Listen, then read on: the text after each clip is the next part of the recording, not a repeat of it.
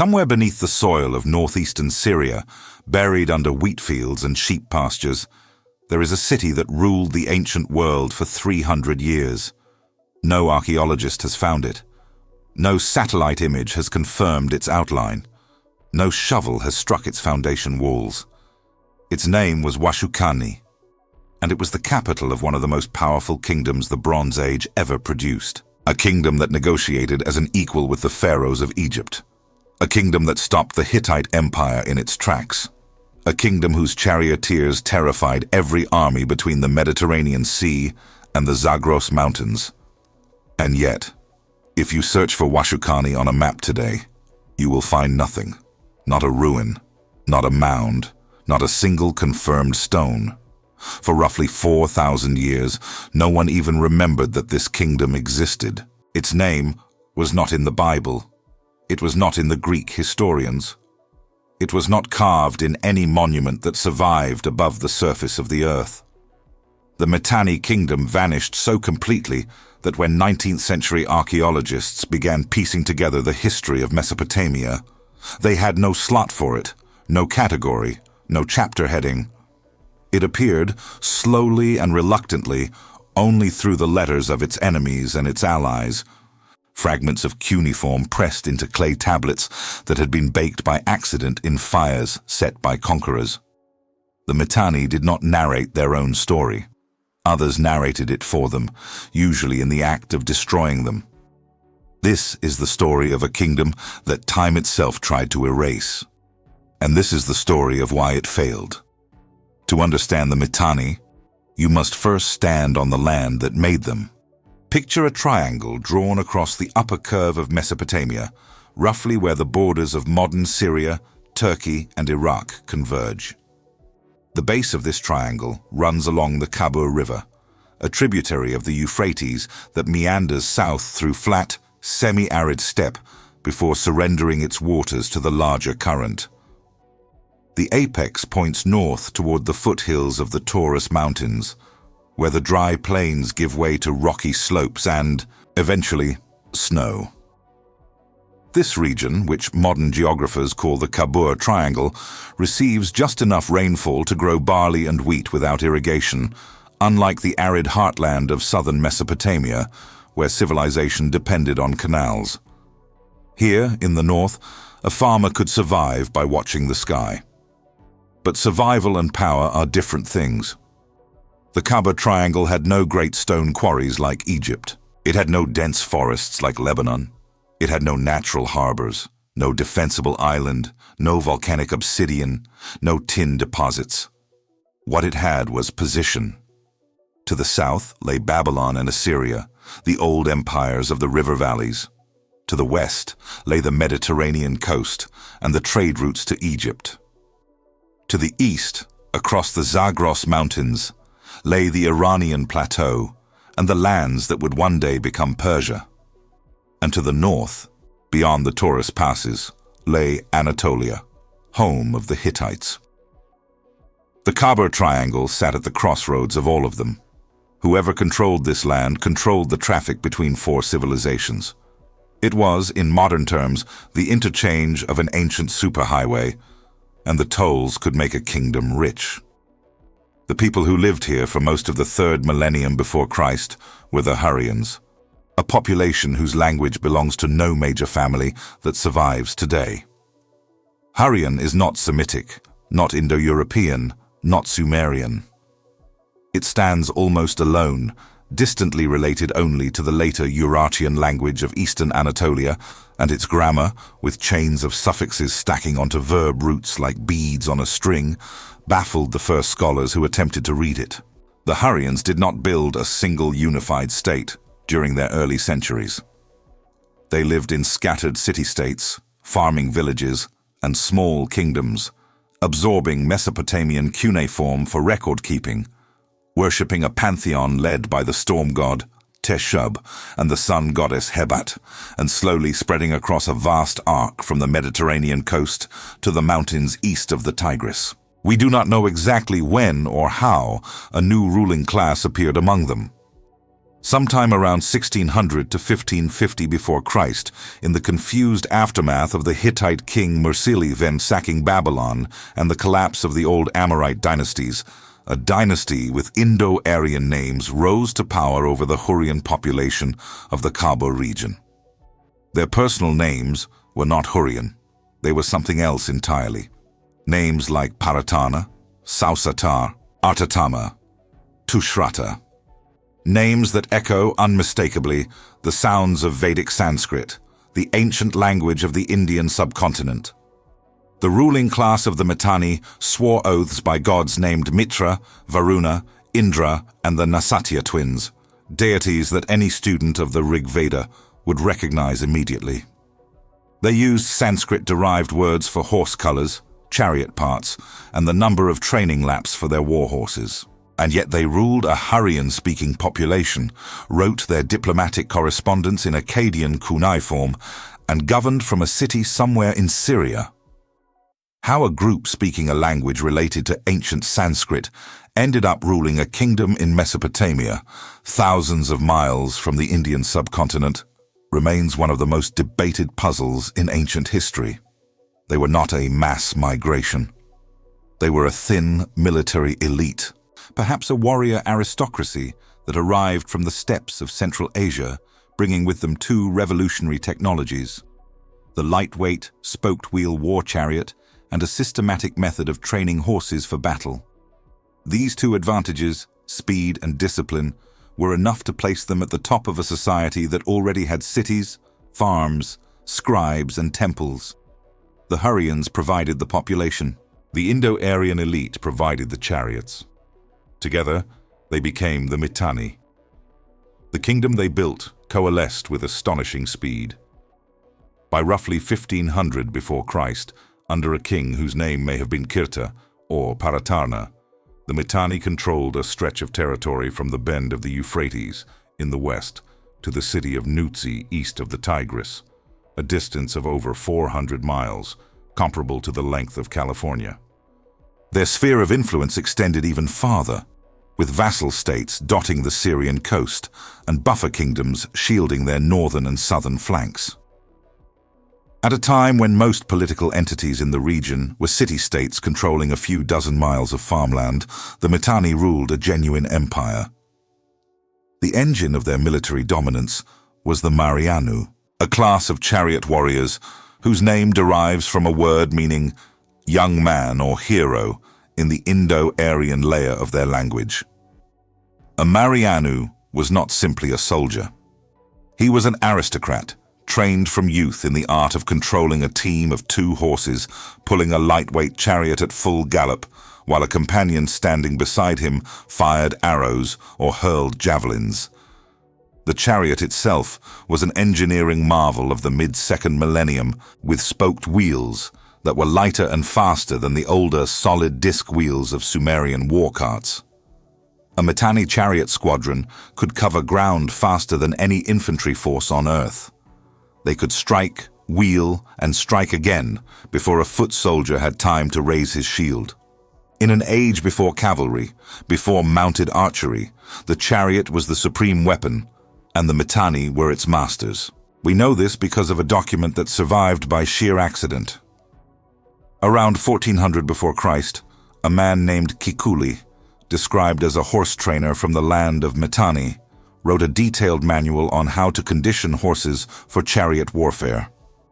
The text, preserved on clay tablets found not in Mitanni itself, but in the Hittite capital of Hattusa, runs to over 180 lines.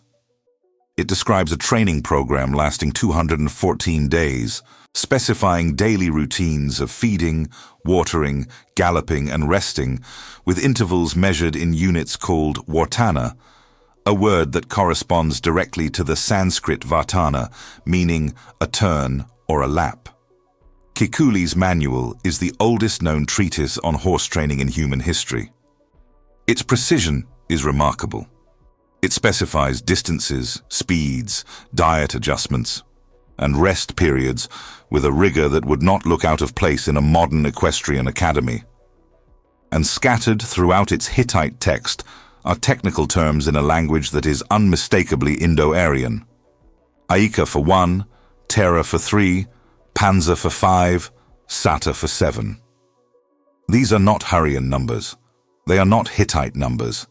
They are the ghosts of a language spoken on the Central Asian steppe, frozen in clay in the heart of Anatolia, recording the secrets of men who trained horses for a kingdom that no longer existed by the time the tablets were filed in the Hittite archives. The height of Mitanni power coincided with the reign of a king named Sausatar, who ruled sometime around 1430 before Christ. Under Sausatar, the Mitanni appear to have subdued the old Assyrian heartland around the city of Ashur, reducing the proud Assyrians to something approaching vassal status. This was humiliation on a civilizational scale. Ashur had been a trading power for centuries, its merchants operating networks that stretched into Anatolia. To be subordinated by the Mitanni, a kingdom the Assyrians likely considered upstarts, was a wound that Assyria would remember for generations. Sausatar reportedly carried off a door made of gold and silver from the temple of the god Ashur himself, a trophy that symbolized not just military victory, but divine supremacy. The Mitanni were not merely conquering territory. They were conquering the gods of their rivals. But the most vivid figure in Mitanni history is not Sausatar. It is Tushratta, the last great king, a man whose personality leaps from the clay tablets of the Amarna archive with startling immediacy. The Amarna letters, discovered in 1887 in the ruins of Pharaoh Akhenaten's capital in Egypt, are a collection of over 380 diplomatic tablets exchanged between Egypt and the major powers of the 14th century before Christ. Among them are roughly a dozen letters from Tushratta to the Egyptian pharaohs Amenhotep III and his son Akhenaten, and they are unlike anything else in ancient diplomatic correspondence. Tushratta writes with warmth, with calculation, with flattery, and with barely concealed desperation. He calls Amenhotep III, "my brother." He reminds the pharaoh repeatedly that their two kingdoms are bound by marriage, for Tushratta had sent his own daughter, a princess named Taduhepa, to join the pharaoh's royal household. He sends gifts, chariots inlaid with gold, horses, textiles, and most remarkably, the cult statue of Ishtar of Nineveh, the great goddess herself, dispatched from her temple to travel to Egypt so that she might heal the aging pharaoh. Sending a god to a foreign court was an extraordinary act, a gesture that blurred the line between diplomacy and devotion, and it tells us how desperately Tushratta wanted to maintain the Egyptian alliance. And then there is the gold. In letter after letter, Tushratta asks for gold. He reminds the pharaoh that gold in Egypt is like dust. He complains that the gold statues he was promised were not solid gold, but wooden statues covered in gold plate. He writes, with an honesty that borders on indignation, that when his ambassadors showed him the statues, he wept because they were not what had been agreed upon. The image is striking. A king of one of the great powers of the Bronze Age, weeping over gilded wood, writing to his supposed equal to demand what was promised. Whether this was genuine emotion or calculated pressure, the letters reveal a man who understood that his kingdom's survival depended on alliances he could not afford to lose. There is one letter in the Amarna archive that stands apart from all the others. Tablet EA-24 is the longest single diplomatic letter ever found from the ancient Near East. It is written not in Akkadian, the usual language of international correspondence, but in Hurrian, the native language of the Mitanni population. It runs to over 500 lines, and its contents include a recounting of the history of Mitanni-Egyptian relations, a detailed list of the dowry sent with Princess Taduhepa, and a narrative of Tushratta's own rise to power. The tablet is damaged, and many lines remain difficult to read. But its sheer length and its use of Hurrian instead of Akkadian suggest that Tushratta intended it as a foundational document, a statement of identity as much as a diplomatic message. It is one of the longest surviving texts in the Hurrian language, and it exists only because it was filed in an Egyptian archive and buried under sand for over 3,000 years. While Tushratta wrote his letters and sent his gold requests southward, a storm was gathering to the north. His name was Suppiluliuma. Suppiluliuma I of Hatti was perhaps the most formidable military strategist of the late Bronze Age. He had rebuilt the Hittite kingdom from a period of internal chaos, secured his northern borders, and turned his attention south and east toward the rich lands controlled by the Mitanni. Suppiluliuma understood something that Tushratta, apparently, did not. The Egyptian alliance, for all its gold and prestige, was a shield made of papyrus. Egypt was far away. The Hittites were next door. The first Hittite assault on Mitanni territory came sometime around 1340 before Christ. Suppiluliuma crossed the Euphrates and struck deep into the Mitanni heartland, capturing vassal kingdoms one after another. The Syrian city-states that had paid tribute to Mitanni for generations switched their allegiance to the Hittites with the pragmatic speed of men who understood that loyalty to a losing power was suicide. Aleppo fell. Alalak fell. The kingdom of Mukish fell. Suppiluliuma peeled away the western provinces of the Mitanni Empire like layers of an onion, and Tushratta could not stop him. What happened next is recorded only in fragments, and the fragments are devastating. Tushratta was assassinated, not by a foreign enemy, but by one of his own sons, or possibly a rival within the royal court. The sources disagree on the details, which is itself a testament to the chaos that consumed the Mitanni state. With the king dead, the kingdom fractured. Rival claimants fought for the throne. One faction sought Hittite support, another turned to Assyria. The very alliances that had sustained the Mitanni now became instruments of its dismemberment. Suppiluliuma installed a Mitanni prince named Shatiwaza on the throne as a vassal king, bound by a treaty that reduced Mitanni to a buffer state between Hatti and Assyria. The treaty text survives, and it includes a remarkable passage in which the Mitanni gods, including Mitra, Varuna, Indra, and the Nasatya twins, are invoked as divine witnesses alongside the Hittite and Hurrian gods. It is one of the earliest written attestations of Vedic deities anywhere in the world, pressed into clay, not in India, but in Anatolia, not in a hymn, but in a surrender document. The gods of the Mitanni elite witnessed the death of the kingdom they were supposed to protect. The end came not in a single dramatic siege, but in a slow, grinding absorption. After Suppiluliuma's death, the Hittite grip on northern Syria tightened. But it was Assyria, the old humiliated power to the east, that delivered the final blow. Under kings like Adad-nirari the Wine and Shalmaneser the Fern, the Assyrians methodically conquered what remained of the Mitanni state, which they now called Hanigalbat, a name that carried the flavor of a conquered province rather than a sovereign kingdom. By roughly 1260 before Christ, the last traces of Mitanni political independence had been extinguished. Shalmaneser the One boasted of blinding 400 captured Mitanni soldiers in one eye, a number that may be exaggerated but whose brutality is not. Assyria did not simply defeat the Mitanni. It punished them for the centuries of subordination that Sausatar had imposed. The golden door stolen from the temple of Ashur was avenged in blood. And then silence. The Mitanni disappear from history not with a famous last stand, not with a burning city immortalized in epic poetry, but with bureaucratic absorption. Their territory became Assyrian provinces. Their population merged with the surrounding peoples. Their Hurrian language faded from use, replaced by Aramaic and Akkadian.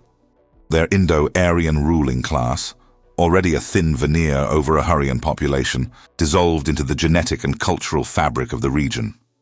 Within a few generations, no one remembered that the Mitanni had ever been a great power. Their names survived only in the archives of their destroyers, filed away on shelves of clay in Hattusa and Ashur and Amarna, waiting in darkness for millennia.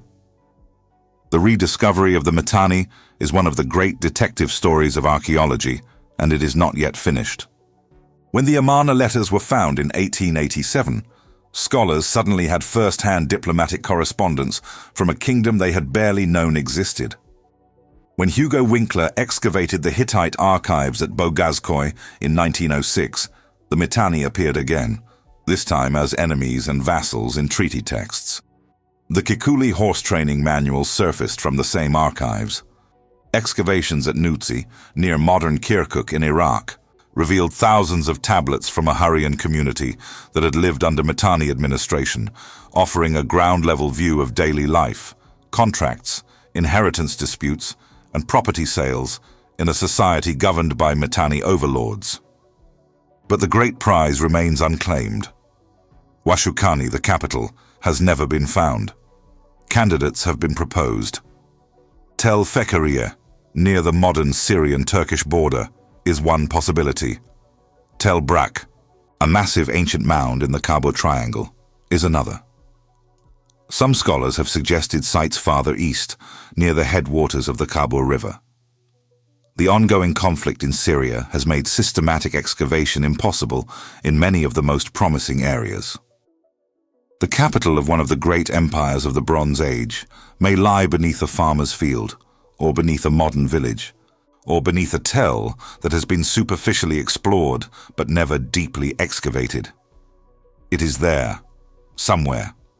The cuneiform texts guarantee its existence, but the earth has not yet given it up. What the Mitanni left behind is not a monument or a ruin. It is a set of questions that reshape how we understand the ancient world. The Indo-Aryan names and gods in a Mesopotamian kingdom force historians to reckon with the complexity of migration, identity, and power in the second millennium before Christ. These were not simple conquests or simple invasions.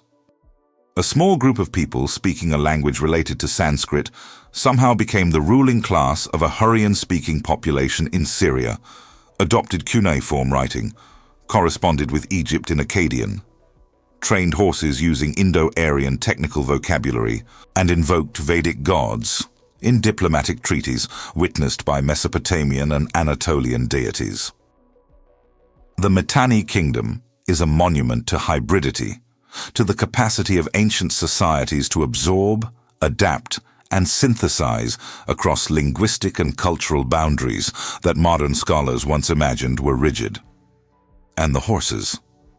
The legacy of the Mitanni lives most tangibly in the horses. Kikkuli's training manual, with its 214-day conditioning program, its careful attention to diet, exercise, and rest, represents the birth of systematic horsemanship. Before Kikkuli, horses were used in war.